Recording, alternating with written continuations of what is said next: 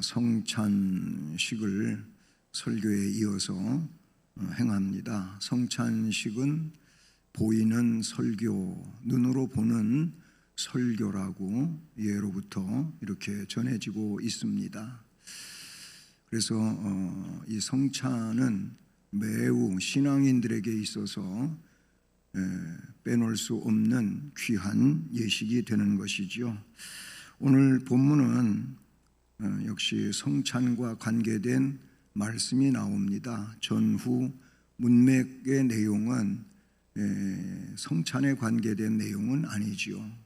그러나 하나님의 백성들은 세상 속에서 많은 사람들이 우상을 숭배하고 욕심에 끌려 살아가지만 우리들은 그런 사람들이 아니라고 하는 것을 본문에서 가르치고 있습니다. 본문 이후 바로 18절에 육신을 따라 난 이스라엘을 보라. 제물을 먹는 자들이 제단에 참여하는 자들이 아니냐. 제물을 먹는 사람들은 제단에 참여하는 사람들이라는 거예요. 마찬가지로 성찬에 참여하는 사람들은 주의 나라에 참여하는 자들이 되는 줄로 믿습니다. 성찬에 관한 말씀은 고린도 전서를 볼 때에는 바로 뒤에 11장에 그 자세한 내용이 나오고 있어요.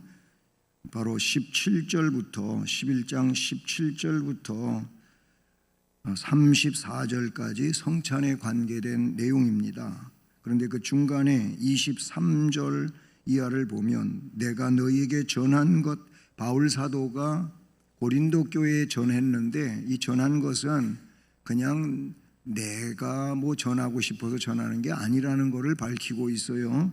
그건 주께 받은 것이니 곧 주 예수께서 잡히시던 밤에 떡을 가지사 마지막 유월절 만찬석에서 주님이 행하셨다는 것을 밝히고 있죠. 떡을 가지시고 축사하시고 떼어 이르시되 이것은 너희를 위하는 내 몸이니 이것을 행하여 나를 기념하라.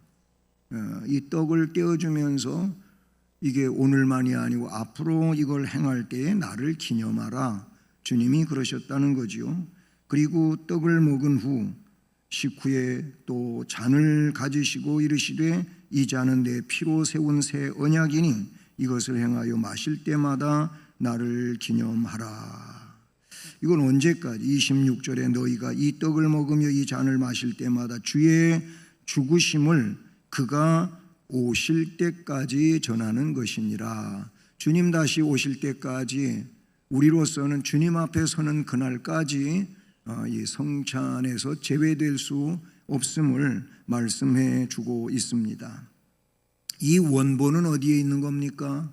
이 원본은 마태복음 26장에 나와요. 26장 26절로 29절이 원본에 주님께서 직접 행하셨기 때문에 원본이라 제가 그렇게 붙이게 되는 것이죠. 웨스트민스터 신앙 고백서 제29장은 성찬에 관계된 내용입니다. 지난번에 28장은 세례에 관계된 내용이라 그랬잖아요.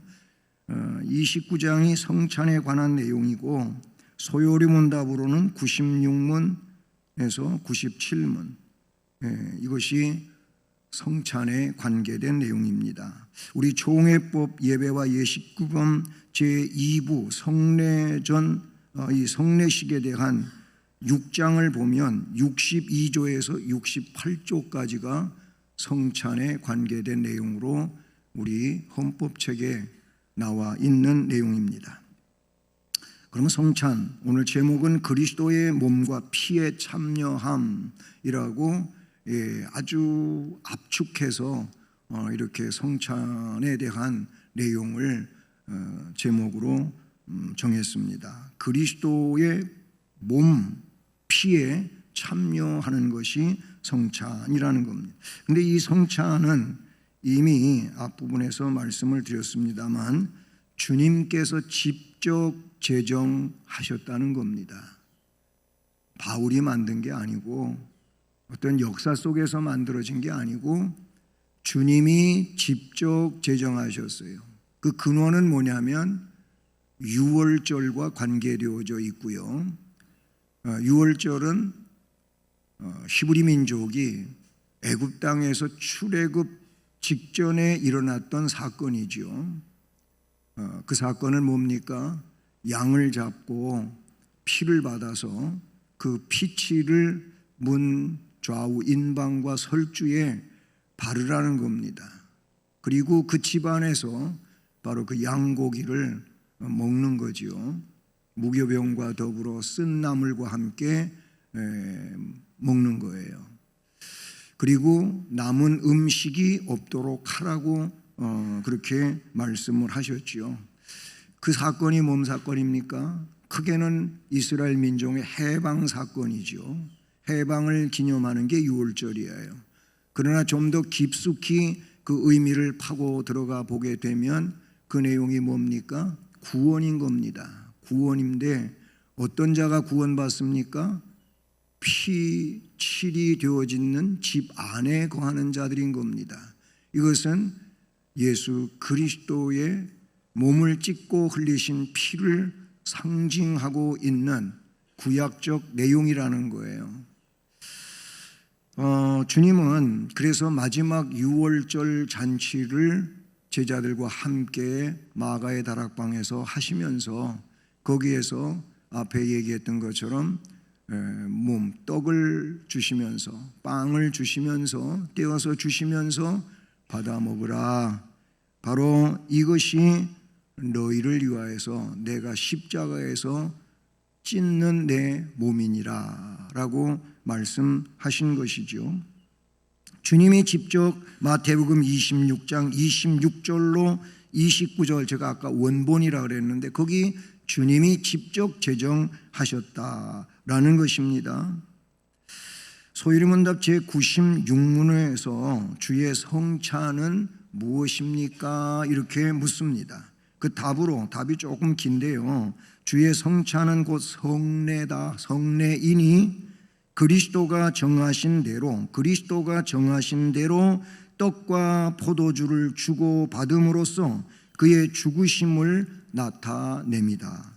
성례를 합당하게 받는 자들은 육체와 정욕으로 참여함이 아니요, 육체로 참여하는 게 아니고 내 정욕으로 참여하는 게 아니라고 말하고 있고, 믿음으로써 그의 몸과 피와 및 그의 주시는 은혜에 참여하여, 뭘로?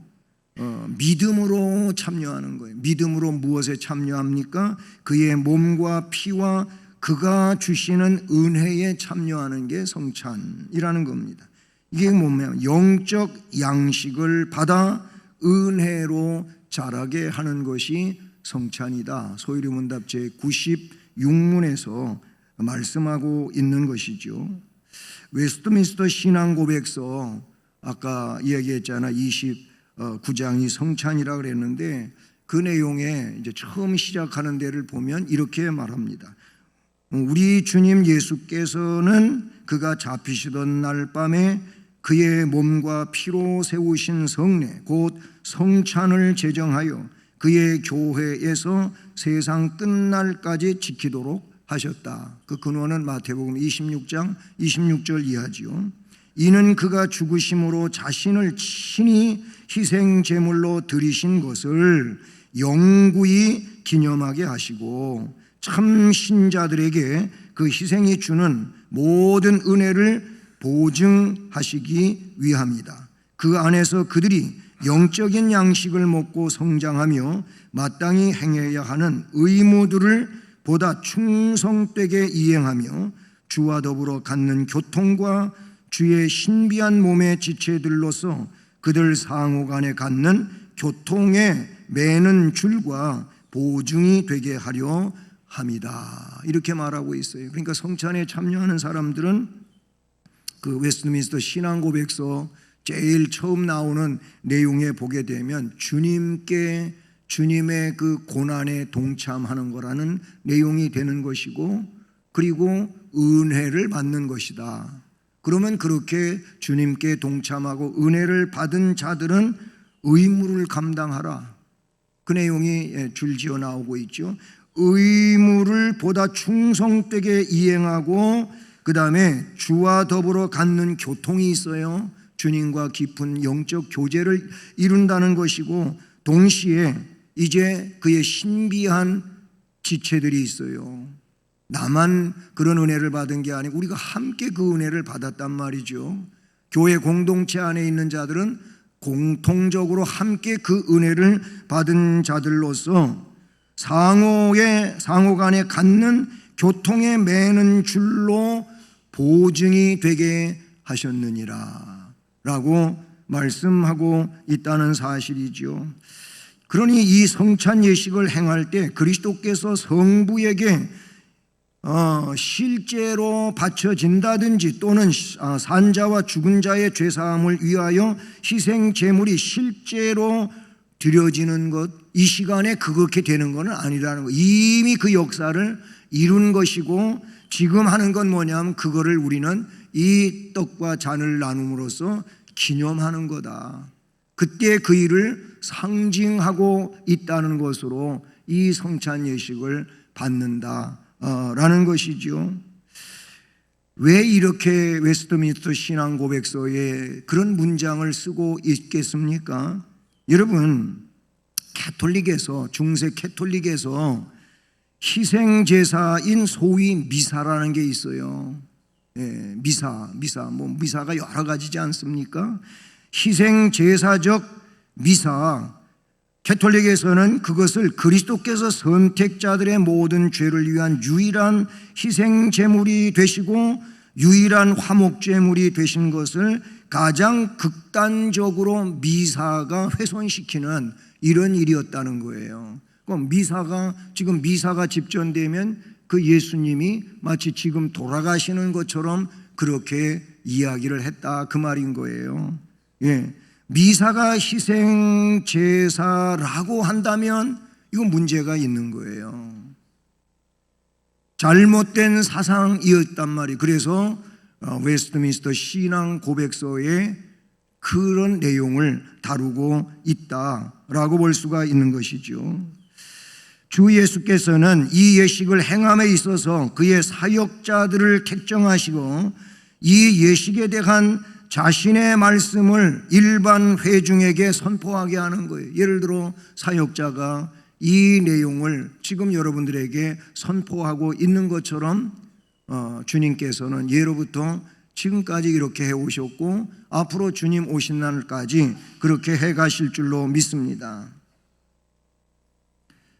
기도하게 하시고 떡과 포도주를 감사하게 하시고 그렇게 감사함으로 그것들이 거룩하게 사용될 수 있도록 다른 일반 떡이나 포도주와 성별하게 하사 떡을 들어 먹게 하시고 잔을 들게 하신 후에 떡과 잔을 자신들이 나눌 뿐만 아니라 수찬 자들에게도 나누어 주게 하신다. 그러니까 먼저 집례자가 그 떡을 들고 기도를 한단 말이에요. 그리고 먹어요. 나누어 주어요.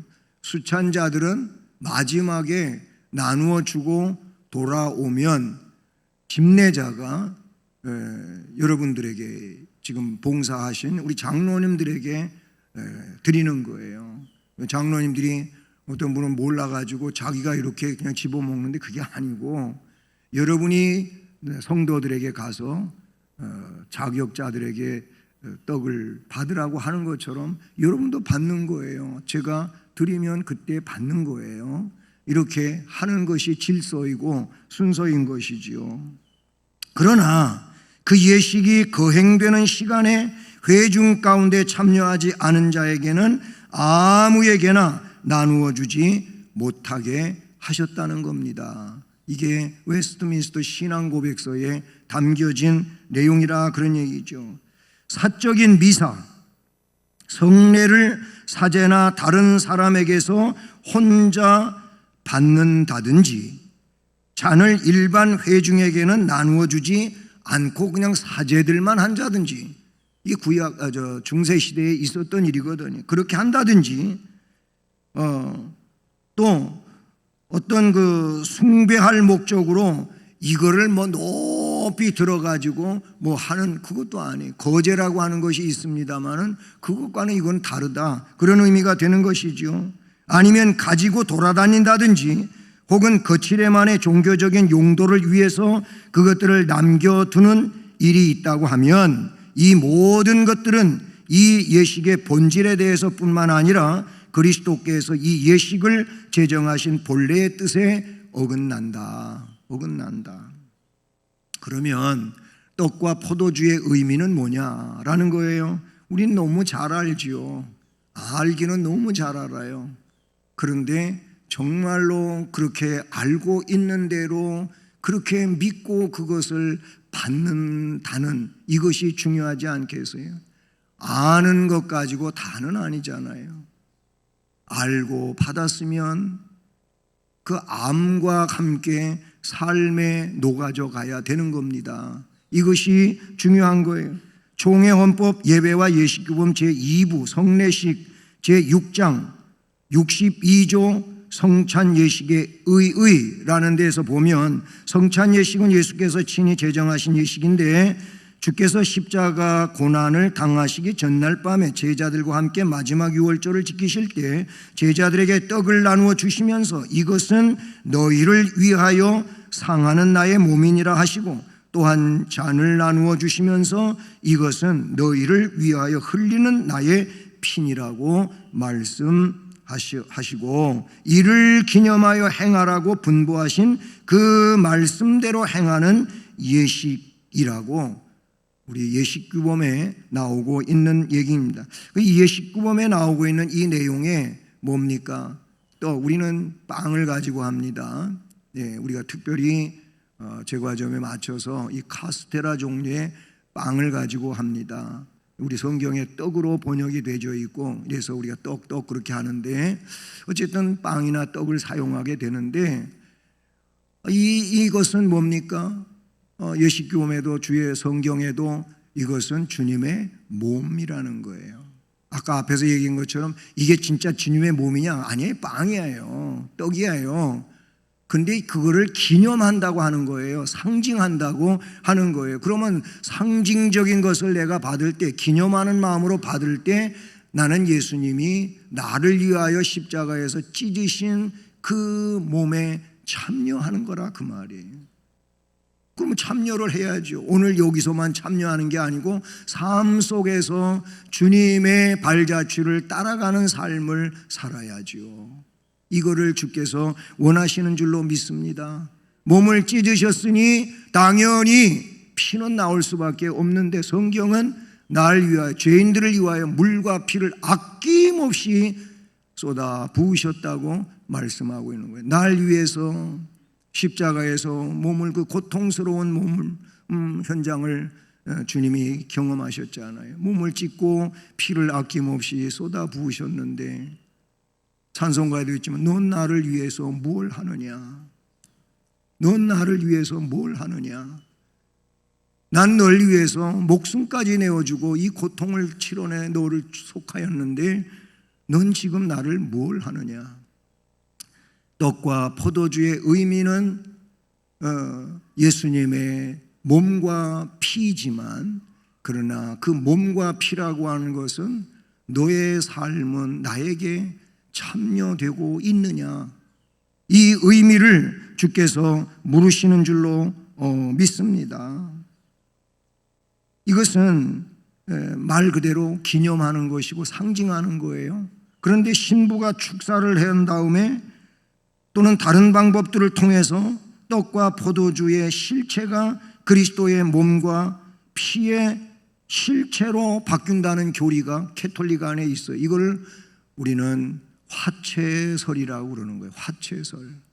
실제로 이 빵이, 이 포도주가 예수님의 살로 바뀌고 예수님의 피로 바뀐다고 하는 게 화채설인데 캐톨릭은, 중세의 캐톨릭은 그거를 그렇게 인정을 했다는 거예요. 안 그렇습니다. 이게 예수님의 몸으로 바뀌고 예수님의 피로 바뀌는 건 아니에요. 여러분, 이것은 성경에 크게 모순될 뿐만 아니라 일반 상식과 이성에도 모순이 되지요. 이러한 교리는 성찬의 본질을 뒤엎는 것이 되고 여러 가지의 미신과 조잡한 우상 숭배의 원인이 되어 왔고 지금도 그러한 요인이 될 수 있는 겁니다.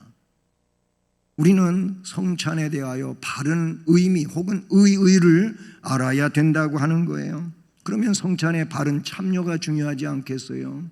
성찬의 바른 참여 소위문답 제97문은 이렇게 말하고 있습니다. 주의 성찬을 합당하게 받으려면 어떻게 해야 하는가?